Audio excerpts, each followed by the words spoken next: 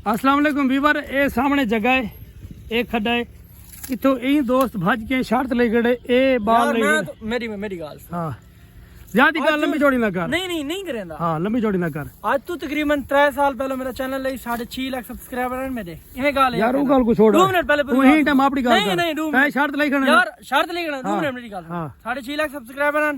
तू मैं video shoot करे ने आसे ए जगह दिखावा इतना जंप मारा हमें यार। ये बाल मेरे ना पे हुन, ये बाल मेरे ना पे हुन ती ही टाइम दी गाल कर। मेरी गाल सुन, ई मेरे को आके गोदा मैं तेरे को धरे हां, मैं सुना दूं अपनी जवानी के किस्से। तुम जैसे लोंडे मेरे पांव दबाने लगे, अगर ये जंप मार देवे कढ़ाई कवे सामान मुख्तसर जंगा ली है। लाला ये बाल जम रहे ना पे ते ई खवावणी कढ़ाई, अगर ई कढ़ाई ना खवाई नहीं ऐसा गजी मरा सू बात है साडा। लाला खिजर भाई तू ही चीजें गवाह है, ठीक है सर। कैमरा मैं लेंदा पिया, तू सरू खड़ता है एक्टिंग करने छुआर जाम मारने, ठीक है।